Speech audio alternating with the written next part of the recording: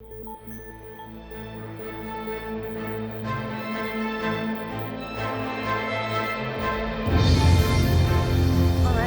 thank you very much for having me. I think this one is going to be a little bit fun for me because for a lot of people in the audience, when I talk about anti-money laundering, there's not going to be a ton of impact. And normally as a compliance person, when I'm talking to folks, I'm telling people, well, buckle up. There's a whole lot of impact and there's a whole lot of things to do. I'm gonna just skip over most of my hefty disclaimers other than to say not a lawyer, not legal advice. The chap that is coming on after me, Chetan, is a lawyer, and he is fabulous. So if there are specific legal questions, I might ask to recuse and to hold those for him. So in terms of anti-money laundering in Canada, back in 2014, we had a bill that was passed called C-31. It was a huge bill. It wasn't just about anti-money laundering, and it said very vaguely that dealers in digital currency and dealing in digital currency would be regulated as money service businesses. It took a couple of years for draft regulation, well, I guess 4 years, for draft regulation to be published, and that came out in June of last year. So that regulation was published. There was a comment period. The public was able to comment. The Department of Finance is now back at the Finance Batcave, so they're taking all that commentary, synthesizing it. And they keep saying that a final version will be published in the first half of 2019. Traditionally, they've published things around June, so I would expect something in June of this year. They don't actually define in the draft what dealing in virtual currency means, but they do talk about exchange, sending on behalf of a customer, or receiving on behalf of a customer. So a customer in that case being another person or entity. And they have some really, what I think are astute exclusions. There were only 2 in the published draft.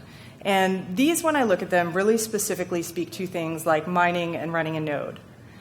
You might ask yourself, why didn't the Department of Finance just put words like mining or node in there instead of giving these long, wordy descriptions? Which is actually something that I've had a conversation with them about. And the answer to that is that although those are really well-defined technical terms, there aren't solid legal definitions. There aren't legislative references that they can go to that says what is a node or what does it mean to do mining. And they wanted to keep certain things technology agnostic as well in terms of other things that might come up. So if all you are doing is mining, if you are doing the work that it takes to confirm transactions, if you are running a full node, then you would not be considered a money service business the way that this legislation is written right now. And I think that those are important exclusions. The other piece that I wanted to address is that this legislation also speaks to foreign companies. And so if you're captured by this legislation, even if you're outside of Canada, but you're directing your products and services at Canadians, or you have a significant nexus to Canada, then you could still be captured, even if you're not incorporated here. In terms of what matters for miners, it's important to think about what your business model is right now and what you want your business model to be at the point that the regulations come into force. And what I mean by that is that under these regulations, there's a big difference between mining cryptocurrency and selling that cryptocurrency to an exchange, selling that cryptocurrency to a broker, or someone who's going to be an MSB under this regulation, and mining cryptocurrency and selling that cryptocurrency yourself to the public. Now, there is always a carve-out under anti-money laundering legislation for peer-to-peer transactions. But I think that sometimes we want to take a much broader view of what that actually means. And to give an example just with regular old fiat, if I had gone on a trip to the States last week, I come back and I have some extra US dollars. One of my friends, Mags, gets in touch with me and says, hey, I noticed you were just in the US. Do you have any US dollars left? I'm going today, and I'll buy it from you if you have any left over, instead of going to a currency exchange. That's okay. That's just us doing a transaction between 2 people who know each other. So that's the peer-to-peer piece. When you start hanging out a shingle and saying, hey, I have this thing to sell, then you're selling it to the public, and then it's something that becomes captured.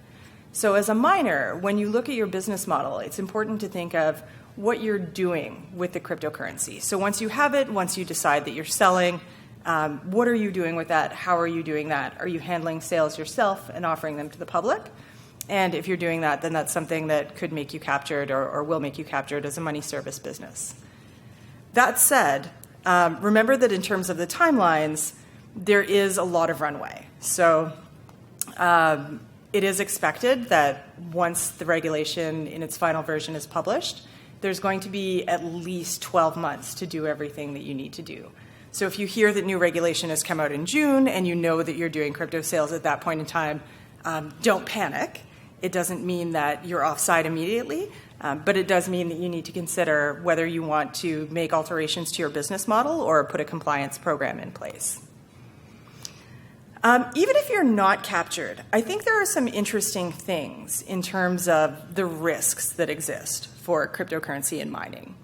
And one of the interesting things that I've noticed in the crypto space in general is the risk that comes with certain investors. And so how well do you know the people that are investing in your business? Are you doing due diligence on those people? There's a really interesting case in the US, and it's an old case. It's an early case. Everyone know who Roger Ver is? Yeah? Cool. So he was an early investor in Ripple. And he wanted to do a transaction one day, and he hadn't been KYC'd, but he was an early investor. And so he phoned up. He talked to a CSR and pulled a, do you know who I am? I'm Roger Ver. Do this $300,000 transaction for me. Do it right now. You will get fired if you don't do it, and laid on the pressure. You can read it. It's all public. It's in a disclosure by FinCEN, who is the regulator in the U.S. And U.S. regulators are kind of like old school Wu-Tang Clan. They are nothing to mess with. You do not want to get offside with them. They had a fine for Ripple in an amount that exceeded that transaction amount. So it's expensive. You have to think about who your investors are. You have to think about the way that they're going to act. You have to think about the types of controls that you have in place. So it's important, regardless, that when you look at your investors, you're not taking on mobs and cartels and known criminals as investors. But beyond that, you want investors that, when you are in a regulated environment, are going to behave well and are going to respect the controls that you have in place. And I think those are always important things to consider. I would suggest if you're taking on private investment, always doing a little bit of due diligence on those investors and where their money is coming from, just to make sure that they're not bad actors in the system. And then even if you're not an MSB, so if you end up not regulated, congratulations, but you know that something is happening that could be offside.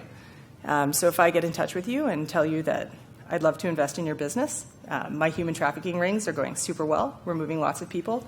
Much domestic servitude, which is a thing that actually happens, or you do some due diligence on me and you find out that that's actually what my background is, and now I'm going around trying to invest in mining operations. You can actually make a report in Canada. Anyone can make one. I can make one. You could make one. And you're protected under the law when you do this, so long as you're providing the report in good faith. And in good faith is a really simple concept. That means that when I submit this report, I'm doing it because I believe that there's something shady happening.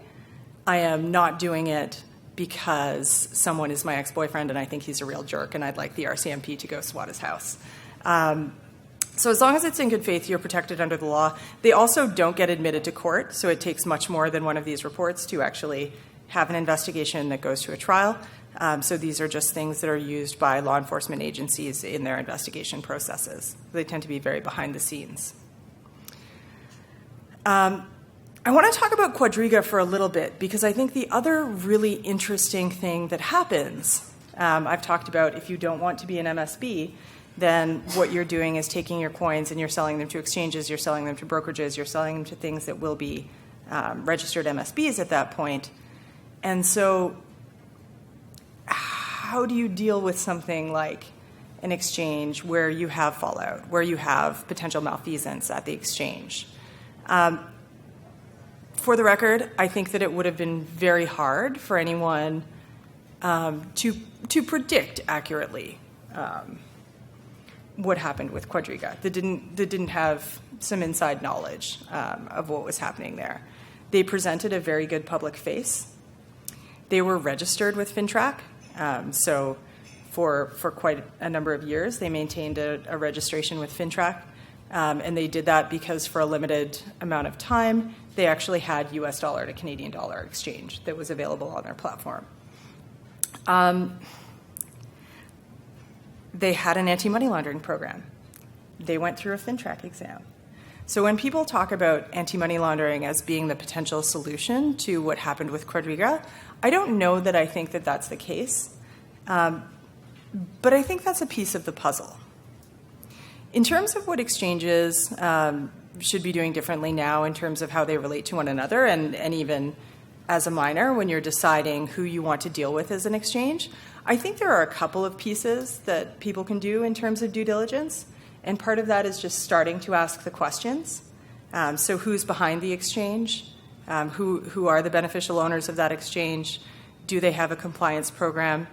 One of the indicators that I think is really interesting with Quadriga is that they hadn't done any tax filings since 2015, and they hadn't had any financial statements since 2015. So when you're vetting who you're dealing with, these are some of the types of things that you may want to look at. And not just from a compliance perspective. If I'm going to be sending thousands, maybe even millions of coins somewhere, I'd like to know that they're solvent. I'd like them to show me that what they're doing is actually proper. And that's where I think that some of those financial statements can actually be useful. Seeing financials, in particularly seeing audited financials. Not an anti-money laundering compliance requirement, but something that if you're an MSB and you're applying for a bank account, banks certainly ask for. So I think that we'll see more of that, maybe not in the short term, but certainly within the next couple of years. If you're listening to this and you are thinking about how would we do due diligence, is there a questionnaire that I can use? I've sent a copy of this to the organizers, so this is just a quick due diligence form that we've whipped up.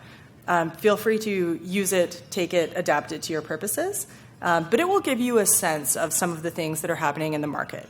It's loosely based on a thing called the Wolfsburg questionnaire, and the Wolfsburg questionnaire is what banks give to each other when they deal with each other.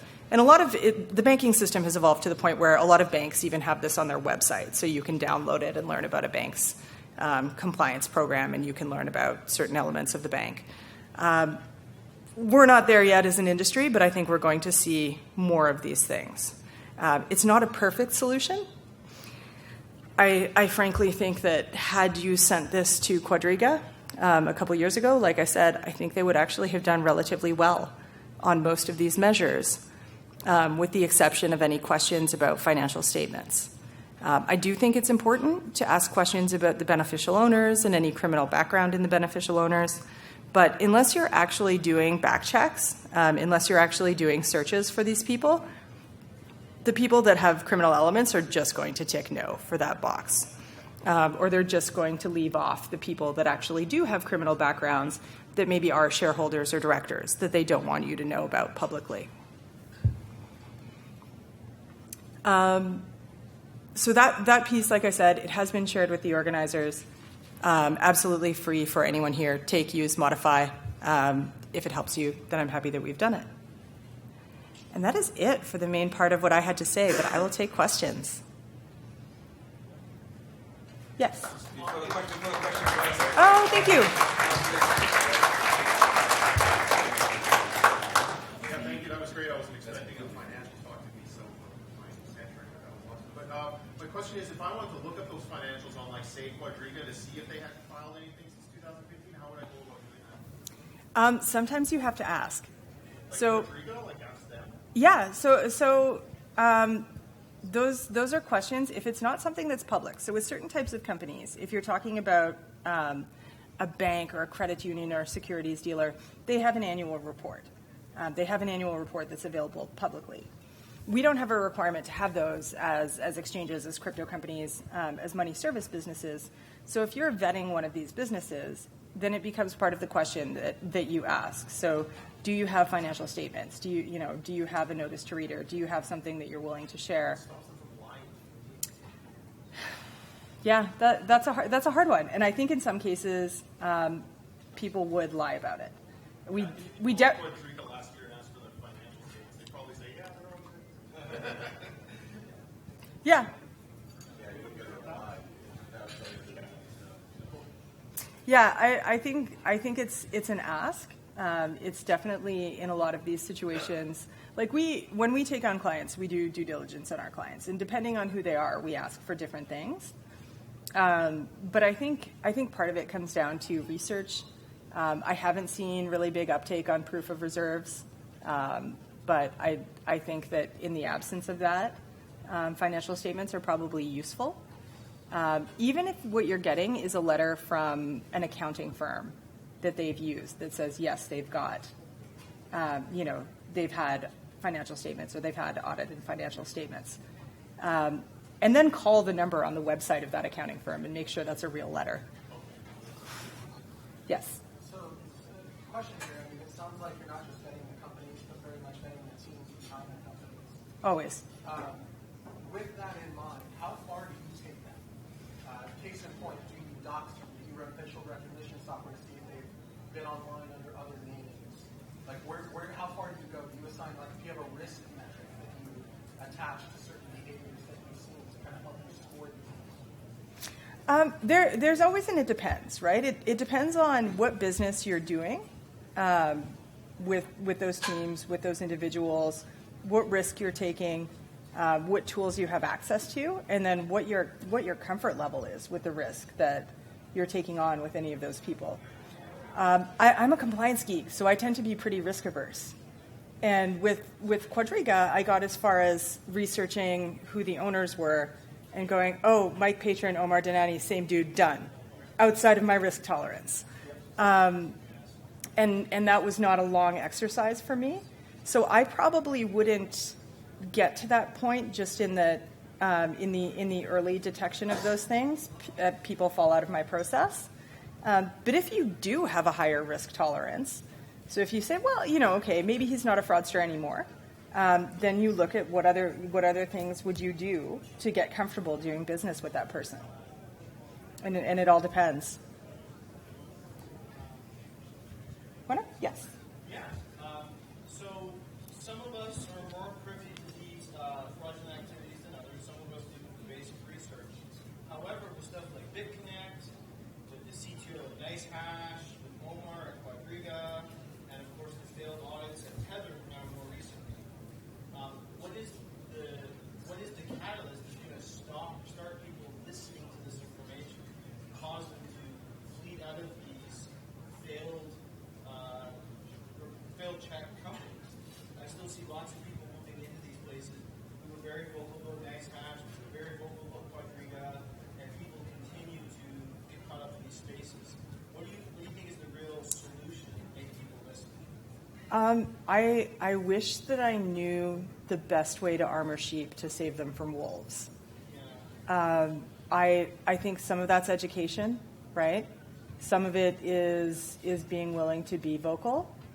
And some of it is just accepting that people will do what they're going to do. And so from an incentives perspective, I mean, we have to build good things that are as easy to use, that are as attractive, that are as easy to understand as the crap scams that people are building. And not that those things are really easy to use, I mean, because they're scams. But they're sold in a way that people look at them and they see opportunity, right? They see a nice website and a very usable GUI, and that's more attractive than learning command line.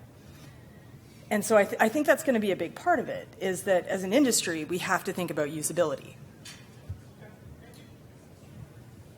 Yes. And last one, I think I've cut into Chaitan's time a little bit, so I will vanish after this, but I will be around after.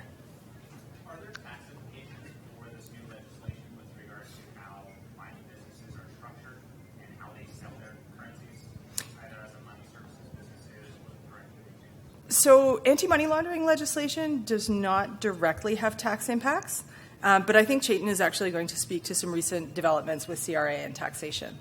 So that was a great segue. And I'm going to disappear, but I'll be around later.